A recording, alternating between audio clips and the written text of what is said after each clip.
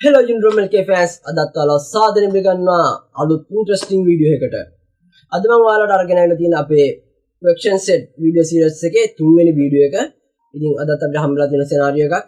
අපේ සෙනාරියෝ එක තමයි රාජපක්ෂ කියලා කඩයක් තියෙන. ඒ කඩේ මුදලාලිට ඕනෙලා තියෙනවා software එකක් හදාගන්න. එයාගේ කඩේ එදිනෙදා වැඩ පහසු කරගන්න.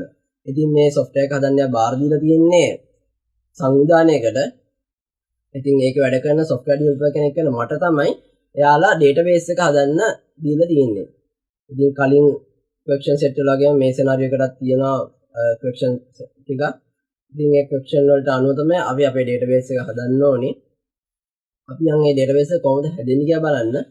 ඉතින් මේ වීඩියෝ එක ඉස්සරහට යන්න කලින් ඔයාලා මගේ channel එකට අලුත් නම් channel එක subscribe කරන්න. ඒ වගේම ඊට එහා පැත්තේ තියෙන bell notification icon එක click කරලා all option එක දෙන්න අනිවාර්යයෙන්ම. එහෙම දුන්නොත් ඔයාලට පුළුවන් මම වීඩියෝ එකක් දාපු ගාම notification මාර්ගයෙන් දැනුවත් වෙන්න. හරි මේ තියෙන අපේ question set 3 එක. එතකොට මේ තියෙන අපේ scenario එක මේ තියෙන්නේ. එතකොට මම ඉස්සෙල්ලා කිව්ව විදිහට මේකේ තියෙන රාජපක්ෂ කියන procedure එකේ database එක අපිට හදන්න. ඉතින් පළවෙනි ප්‍රශ්න වලදී තියෙන්නේ use Rajapaksa db for the name in the database. Rajapaksa db කියන නම දාලා database එකක් හදන්න කියලා කියනවා. හැබැයි මේගොල්ලෝ කියනවා මේක අඳින්න ඕනේ ER diagram එකකින් කියලා. එතකොට අපිට ඊට දෙවෙනි ප්‍රශ්نين කියනවා create a database table using following data. එතකොට මේ data වලට අනුව අපිට user table, customer table එකයි product table එකයි brand table එක තමයි හදාගන්න තියෙන්නේ. අපි යමු workbench MySQL workbench එක තමයි අපි අද use කරන්නේ. MySQL HDSQL එක නෙවෙයි. මොකද මේක අපිට ER diagram හදන්න බෑ HDSQL එකෙන්. හරි. අපි workbench එකේ files ගිහිල්ලා new model දෙනවා. ඊට පස්සේ අපිට මේ වගේ window එකක් එනවා. window එකේ අපිට මෙතන mydb කියන එක right click කරලා database එක නම දෙන්න පුළුවන්. අපිට දෙන්න කියලා රාජපක්ෂ db කියලා. මම දෙනවා රාජපක්ෂ db රාජපක්ෂ db කියලා දීලා මෙතන මම add diagram දෙනවා. එතකොට අපිට මෙන්න මේ වගේ window එකක් එනවා.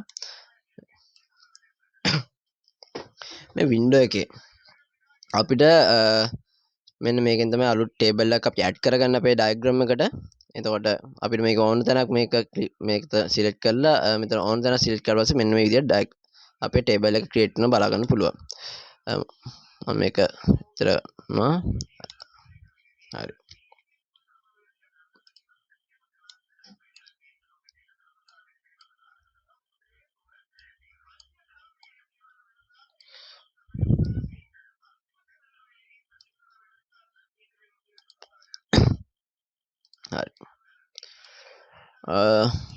table එක තියාගන්න අපිට table එකේ date විදියට මම මේක right click කරලා පස්සේ අපිට මේකේ data ටික add කරගන්න පුළුවන්. එතකොට data ටික add කරගන්න table එකේ නම මම දෙනවා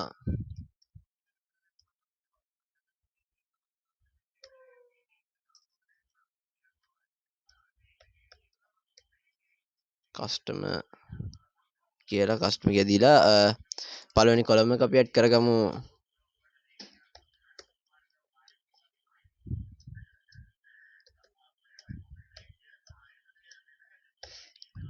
no ඊට පස්සේ අපි මේකට දෙන්න කියලා තියෙන වාචා. ඉතින් වාචා දෙමු. වාචා data type එක අපි තින් දොරලා දෙමු. වාචා 45 දෙන්න කියලා තියෙන sorry අපිට 10 තමයි දෙන්න කියලා තියෙන්නේ. ඊට පස්සේ මේකට අපි primary key දෙනවා. pk කියන්නේ primary key.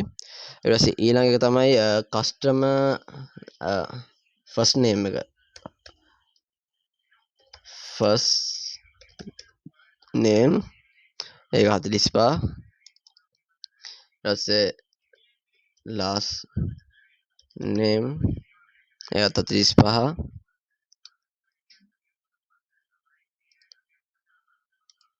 දැන් not null දෙනවා මෙතන. oh sorry. හරි. මේක දෙනවා මං gender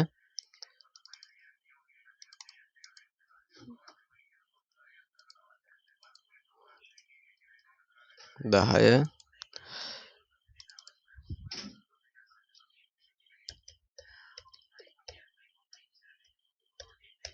contact no එතකොට ඒකට අපිට 10ක් දෙන එක තියෙන්නේ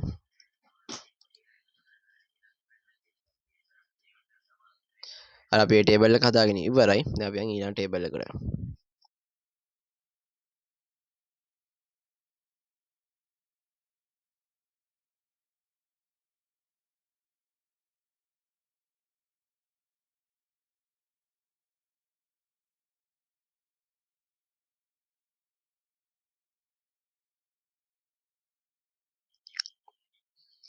අර අපි දැන් ප්‍රොඩක්ට් ටේබල් ටික හදාගෙන ඉවරයි අපිට ඊට පස්සේ මේගොල්ලෝ කියලා තියෙනවා customers who come to this store can buy as many items as they like the store owner says that all purchase items must be stored in a database with record design the database accordingly use the ER diagram for this හරි මෙයාලා මේ කියන්නේ customer කෙනෙක් ඇවිල්ලා බඩු ගොඩක් ගන්න පුළුවන්නේ ඉතින් මෙයාට ඕනි මේ හැම ඒ කියන්නේ කස්ටමර්ලා පර්චේස් කරන හැම බඩුවකම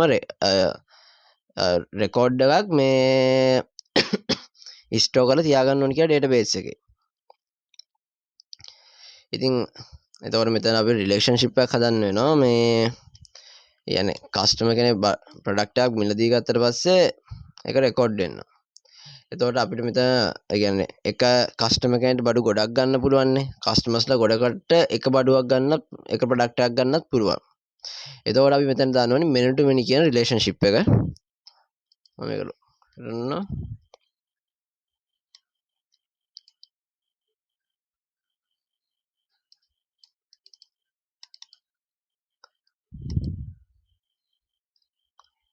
හරි.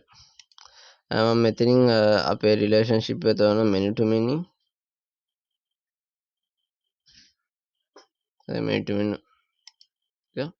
අපි මුලින්ම කස්ටමර් ටේබල් සිලෙක්ට් කරලා ඊට පස්සේ ප්‍රොඩක්ට් ටේබල් සිලෙක්ට් කරනවා. එතකොට ඔයාලට පේනවා අලුත් ටේබල් එකක් ක්‍රියේට් වෙනවා මෙතන මැදින්. මේක ක්‍රියේට් වෙන්න හේතුව තමයි කිසිම වෙලාවක menu to menu සම්බන්ධයක් මේ එකපාර ඇති වෙන්නේ නැහැ. ඒක ටේබල් එක කරා තමයි ඒක ඇති වෙන්නේ. ඒ ටේබල් එකට one to many මේ කනෙක්ෂන් රිලේෂන්ෂිප් දෙකක් හැදිලා. පේනවා ඇති මෙතන මේ කස්ටමර් ටේබල් එකේ 1 to 1 එක තියෙනවා මේ පැත්තේ many එක තියෙනවා. ඒ විදිහට හැදිලා තියෙන්නේ. මේකත් මේ පැත්තේ many මේ පැත්තේ 1. හරිනේ. දැන් එතකොට එක ප්‍රොඩක්ට් එකකට ඒ කියන්නේ ප්‍රොඩක්ට් ගොඩකට උනත් එක බ්‍රෑන්ඩ් එකකින් තියෙනවා. දැන් අපි ගත්තොත් Apple බ්‍රෑන්ඩ් එක එයාලගේ ලැප්ටොප් තියෙනවා, ලැප්ටොප් ප්‍රොඩක්ට් එක තියෙනවා, මොබයිල් ප්‍රොඩක්ට් එක තියෙනවා iPhone, ඊට පස්සේ වොච් ප්‍රොඩක්ට් එක තියෙනවා iWatch එක, ඊට පස්සේ ටැබ් version එක තියෙනවා, ටැබ් devices තියෙනවා iPad කියලා, ඊට පස්සේ වෙනම Apple pencil එකක් තියෙනවා, වෙනම PC එකක් තියෙනවා Mac iMac කියලා. ඒ වගේ දැන් අපි ඒ වගේම දැන් බ්‍රෑන්ඩ් අපි මංචි මැලිබනු ගත්තොත් ඒක දෙකටම තියෙනවා මාර්ජි චොකලට් බිස්කට් වේෆර්ස් මොම ලොකු කලෙක්ෂන් ප්‍රොඩක්ට් කලෙක්ෂන් එකක් තියෙනවානේ ඒ නිසා එතකොට අපිට ප්‍රොඩක්ට් එකට තමයි මිනි කියන එක එන්නේ අපි එතකොට මෙතන one to many රිලේෂන්ෂිප් එකක් දාගමු බ්‍රෑන්ඩ් කියන එකට කාගෙන මුලින්ම ප්‍රොඩක්ට් කියන එක සිලෙක්ට් කරලා මේක දෙනවා එතකොට අපිට එතකොට මේ ටේබල් එකේ මේ හැදිලා තියෙන foreign keys මේවට අදාළව foreign keys තමයි මේ හැදිලා තියෙන customer register no කියලා customer cost register no product id කියලා දාලා තියෙන මේ primary key වලට එන foreign key එක. හරි අපි දැන් මේක forward engineering කරලා අපි මේක database එක හදාගමු. මෙතන database වලට ගියාට පස්සේ මෙතන තියෙනවා forward engineering කියන එක.